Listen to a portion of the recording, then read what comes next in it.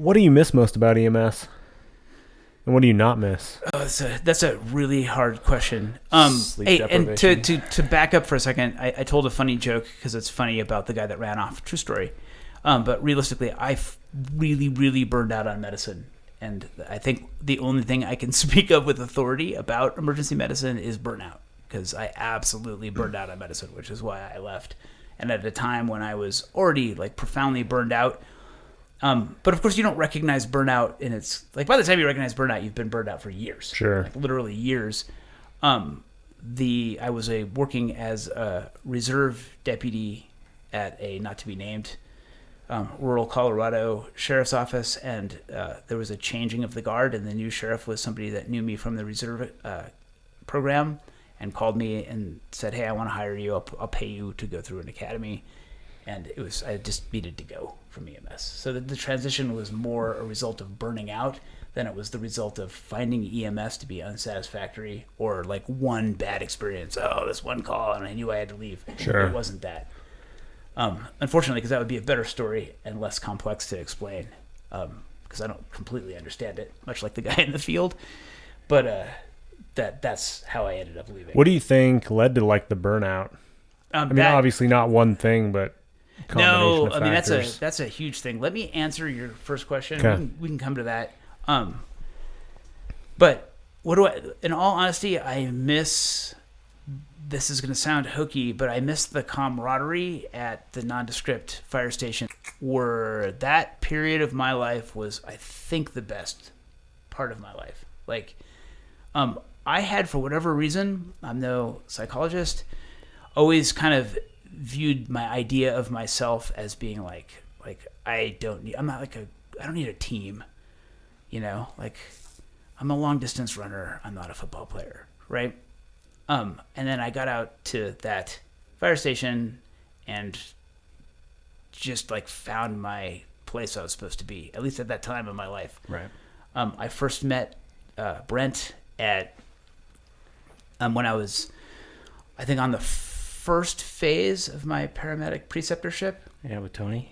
Oh, no, with John. Oh, John, okay, yeah. Yeah. I actually met you earlier when you were working with Tony. Okay, Yeah. But then I was spending the night at the very old Station 1 on the reclining chairs. Yep. And when we first met and like became friends, I think like immediately. Uh-huh.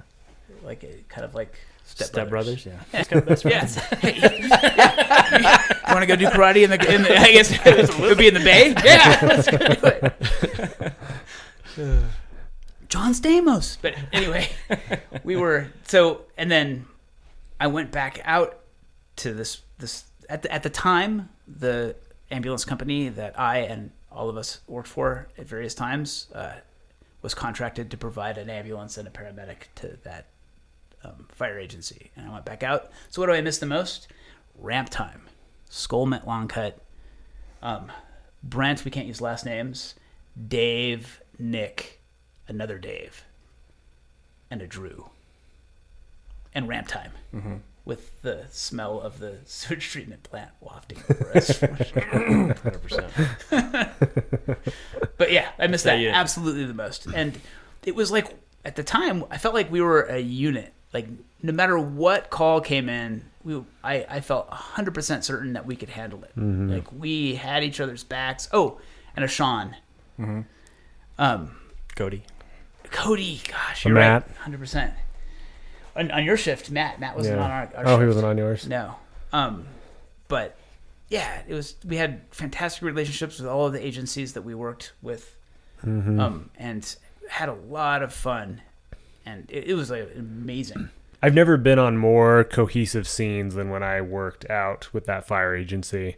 Even though we were technically separate organizations, like the scenes worked so seamlessly, and they needed to a lot of times because the acuity out there was often much higher than in the urban environment. Yeah, and that which is why I think certain type of person gravitates out there, right?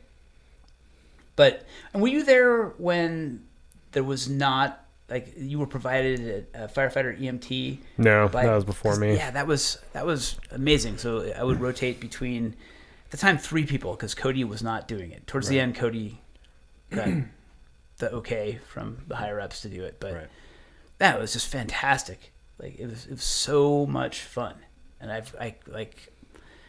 I always shy away from like telling tons of stories, but the stories that we have from those days, I don't know if it discontinued after I left. It might have, but it's fantastic. So what do I miss the most? 100% ramp time and running calls out of that agency.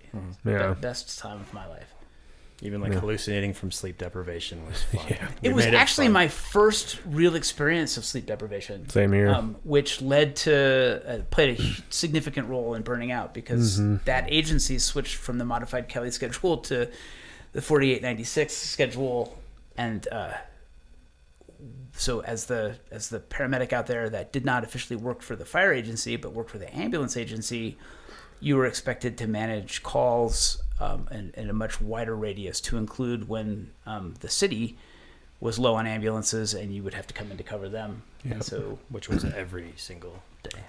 yeah, and I don't know how it is in hospital-based EMS, but certainly pre-hospitally, there is a motivation, or there appears to be a motivation to run very close to level 0 to maximize efficiency, maybe not profit, maybe, I don't know.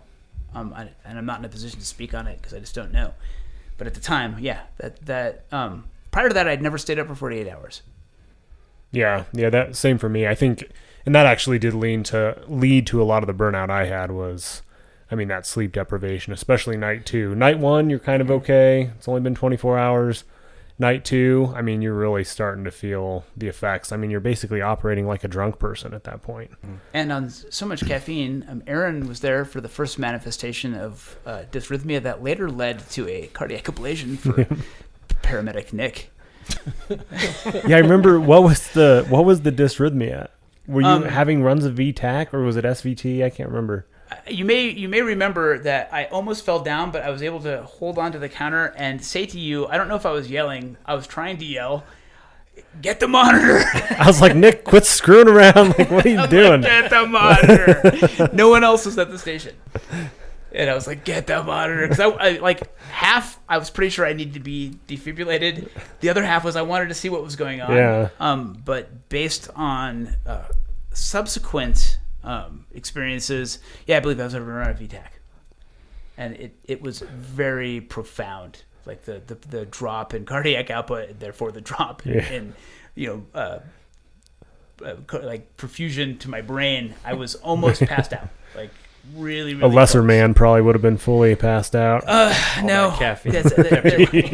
The second day of the 48, you can't get much less than that. Yeah. Although, you know what? At that time, I think they'd switched back to 24s.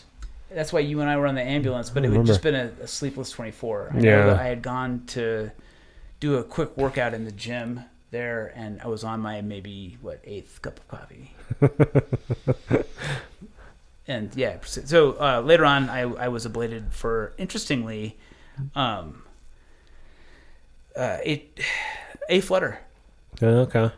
Huh. Variable conduction. All right. Interesting. What do you not miss? Don't say Brent. Brent. No, what do I not miss? I really, really don't miss the burnout. Getting up on those 48s or even the 24s, just how tired you were. Some weird symptoms of being absolutely freezing in the middle of summer as you walk to the ambulance and your eyes really hurt, right? Those are two weird things that happened to me when I was that tired. And then hating, I was so angry at dispatch and angry at the situation that I deeply hated the situation. And like, that's a horrible way to feel. You know, not to get too hokey, but like, who enjoys feeling that angry? Mm-hmm. And that helpless and kind of like strangely hopeless, right? So I don't miss that at all. At all. Yeah. And that will keep me away from EMS for the rest. Like I was mentioning, I'm going to let it slide in March, and that'll keep me away from EMS for the rest of my life. Yeah, I think especially those 48-hour shifts. I mean, because that's probably the most burnout I've ever been, when we would have a slew of those where you're just not getting any sleep And yeah, and you would feel hopeless, especially that second night where you're like, another call, we haven't slept a wink. And I'd be angry at the supervisors. I'd be angry at the dispatchers. Like, we would call the supervisors at certain points and be like, hey, we're not running another call. And for me to get to that point of like confrontation, because I don't like confrontation at all. So for me to get to a point where I'm telling a supervisor like, hey, we're not safe to run a call, like I was at my wit's end. And I've just never been at my wit's end like that before or since, really. That there is the problem, which led to my burnout, is that I have a very, like, I absolutely respect your ability to do that. And I would call and rage against the supervisors, but I would never ask for time off, because that was a type of, at the time I perceived that as weakness. And that was something that I couldn't allow myself to see in myself.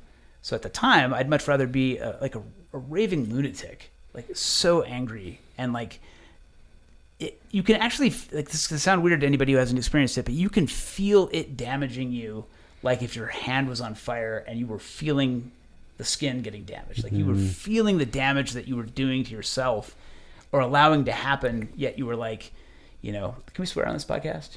You were like, oh, fuck that. You know, I'm pushing through this. Like I'm tougher than this.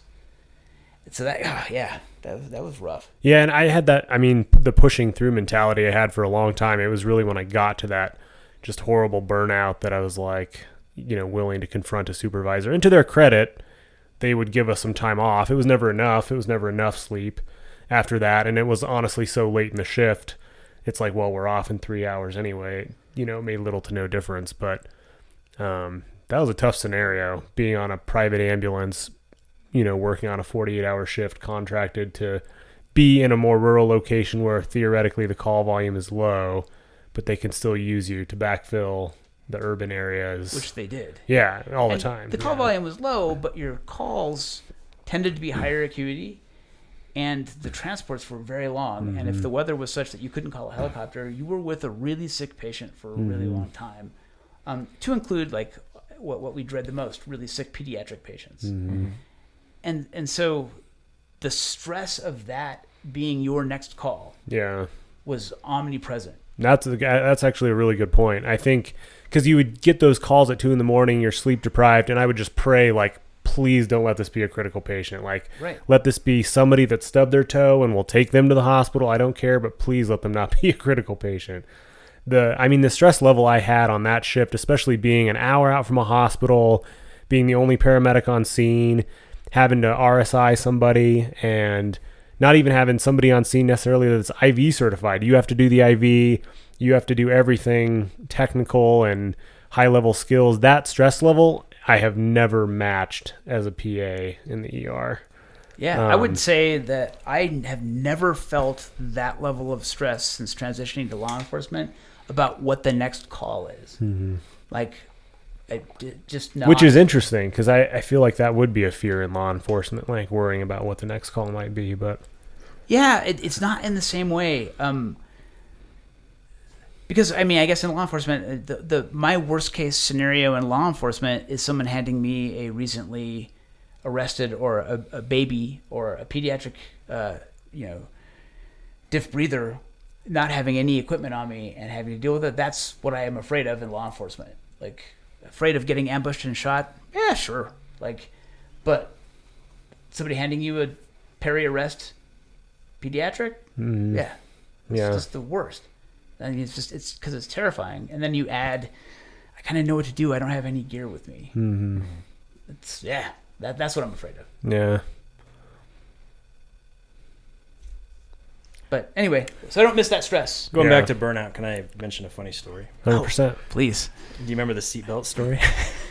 No. When your seatbelt wouldn't work on the ambulance and you started stabbing it on our way back to the station.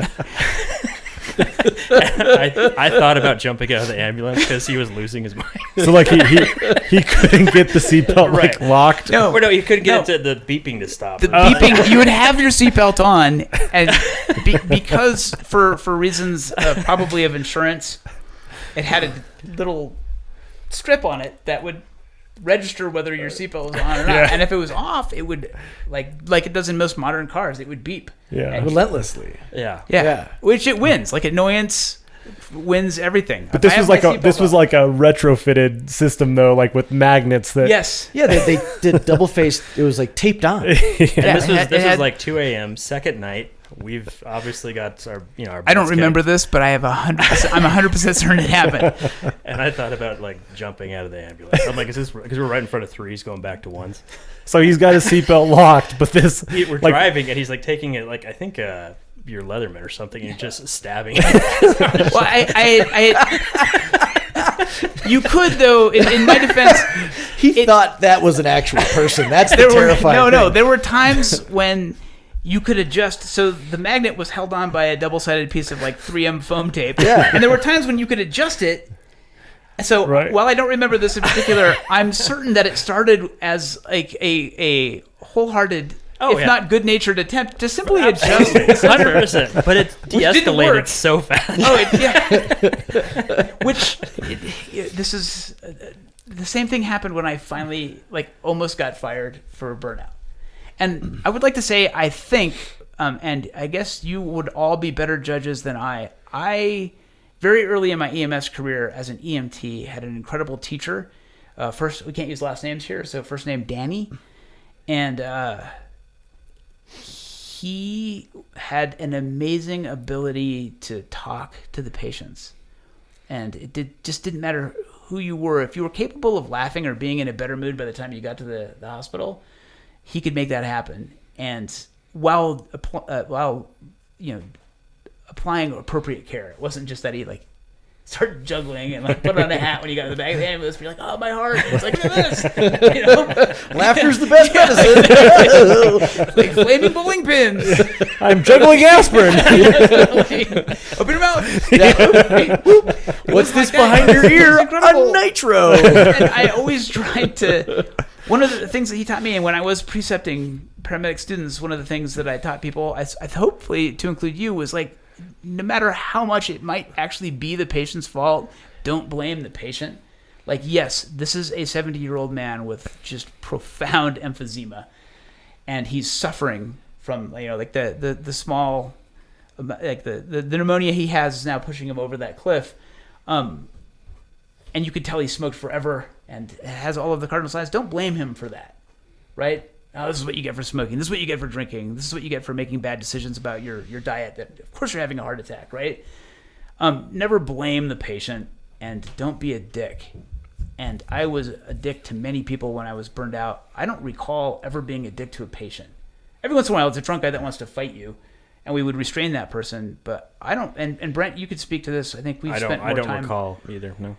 Like, I would rage, and then when I got to the call, spit my skull mint pouch out, go in there and be as nice as possible, given the fact that you've been up for 2 days. And we got really good at it out east doing that. Right. And we can, that's a separate topic we can go into later, the science of that, or the art of, I guess that's the art. The science is doing good medicine, and the art is doing it without making your patient feel like shit. Yeah. Right? Or feel even worse, or blaming them.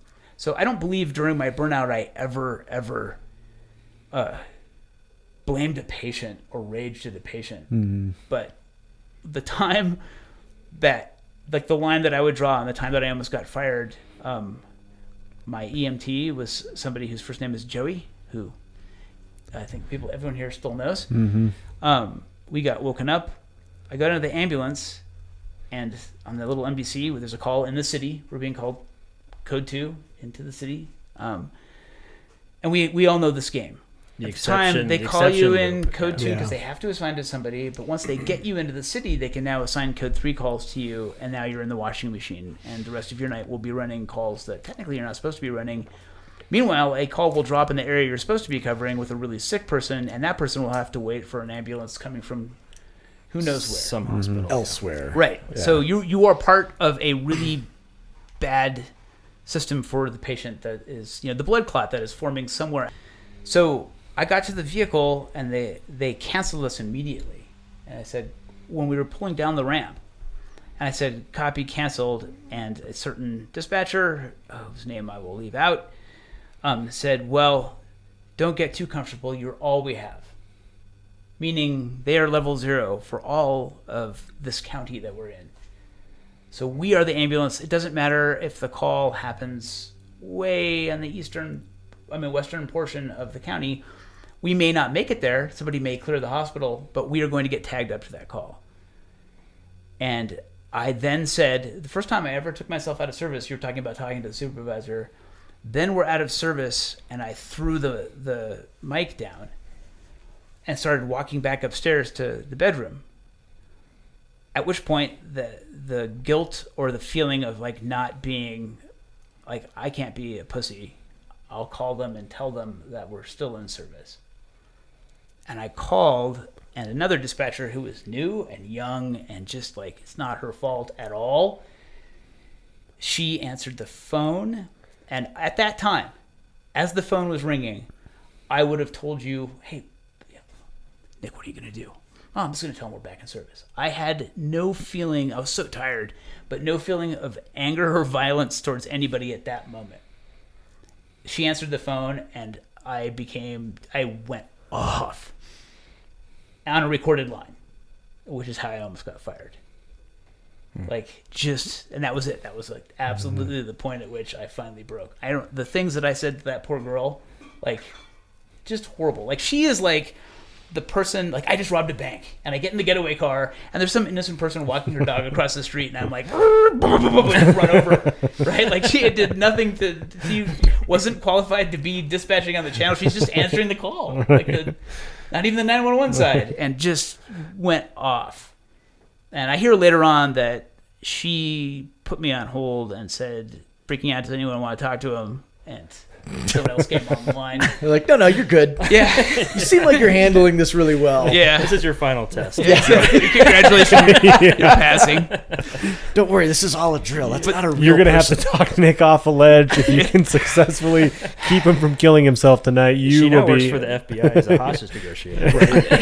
Here's the bad part. Her concern wasn't that I was going to kill myself. Her concern was that I was going to drive down there and kill her. Yeah. Like, that was the line that was crossed. Yeah. You know, like the kill myself part. By the time I got halfway up the stairs, I'm like, oh, I'll call him and tell him we're in service. I can't do that. But yeah. Anyway, sorry for taking up most of the time. That is the burnout story. Yeah. And move on. I can definitely relate to that.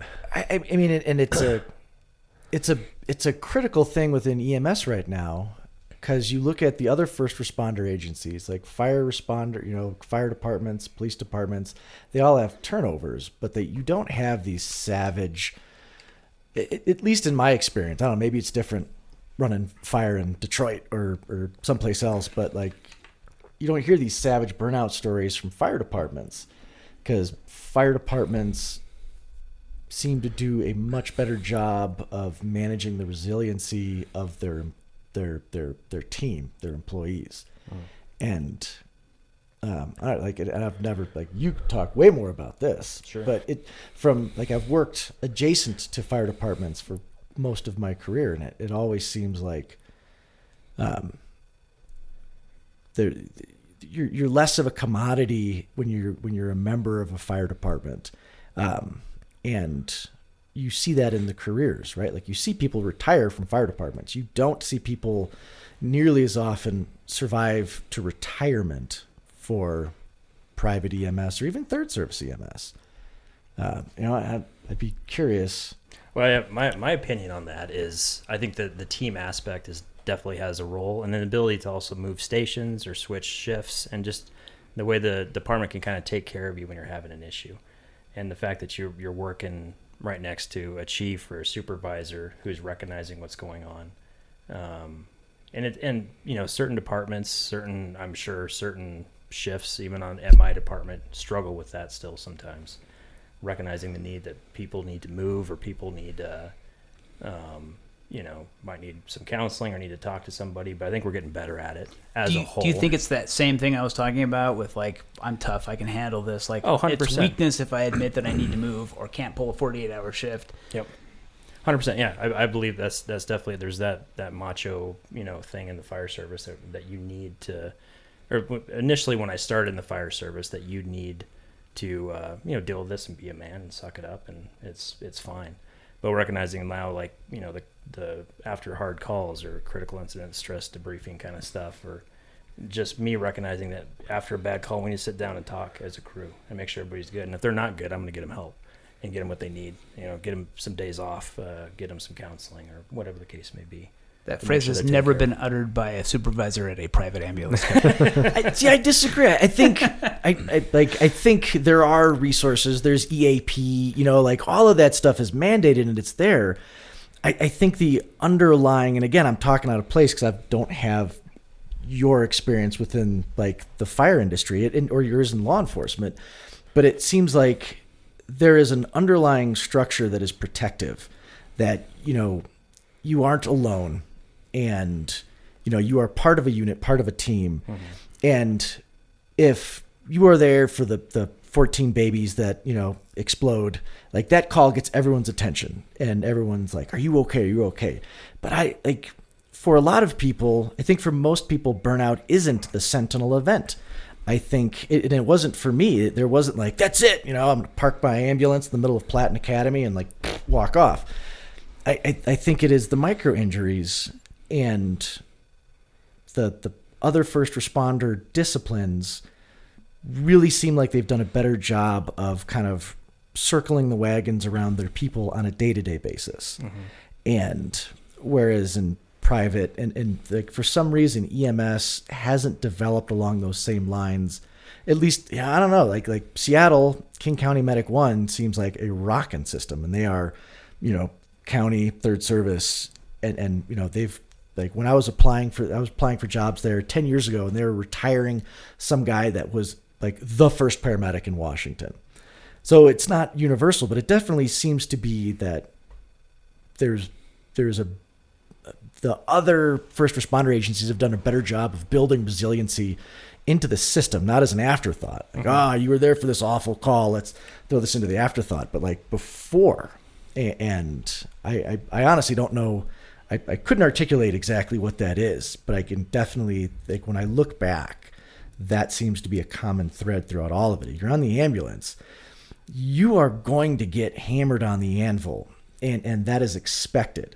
And you are going to burn out, and the story, like your career arc, isn't an exception. And the fact that that is just kind of like a more common story in EMS tells me that there's something built into the system that doesn't address that. It's the same thing as the spine board.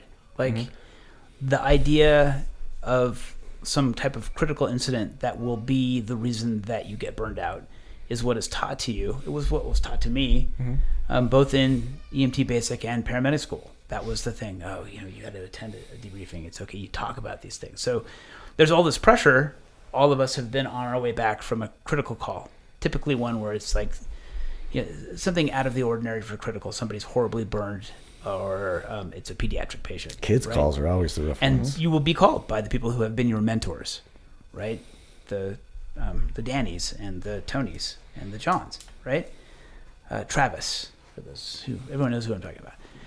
I think there's only one, but because they want to make sure you're okay. And has there ever been a person who is driven towards firefighting or paramedicine that doesn't say, yeah, of course, yeah, I'm good, fine, because you are. Like, it's not like there's not a conscious lie going on at that point. Yeah, you are at the time. It takes it takes years, and then all of a sudden, all of those calls cumulatively come flooding back. At least that was my experience, and not in the form of like nightmares and like adrenal response for no reason. That would be pretty easy. That'd be easy to identify, but they become real all of a sudden. Mm-hmm. Yeah, I think the symptoms of like kind of more chronic burnout are very subtle, because I think I kind of distinguish them between acute and chronic burnout. Like acute's like, I just had a bad day, but I need one day off and I'm good to go. I can recover from this really shitty day with just one day off, being with my family, walking outside, and I'm recovered. But what we're kind of talking about is the chronic, the micro traumas, all this stuff over time, and there's no quick answer for that. If it took if it took 3 years to accumulate, it's going to take a lot longer to heal from it and move on from it, I think. I also like to mention a great organization in this area, Status Code 4, which is a nonprofit that will take anybody, police, fire, counseling. They're fantastic. Status Code 4. Status Code 4. If you haven't heard about them, you should I've look worked them with them. up. They're good folk. Really good folk. Yeah. Dan and Ann, they're awesome. So, Okay. Yep. Well, that's and clearly those are people who have recognized exactly what Aaron's talking about, like the cumulative, like damage that like kind of changes you. And like anything, like like somebody that you really know and love dying, you never get over that. You just learn how to manage that, and that's essentially what you do with your burnout too. You don't. It's not like okay, I got my PET scan. I'm clear of burnout. Everything's great.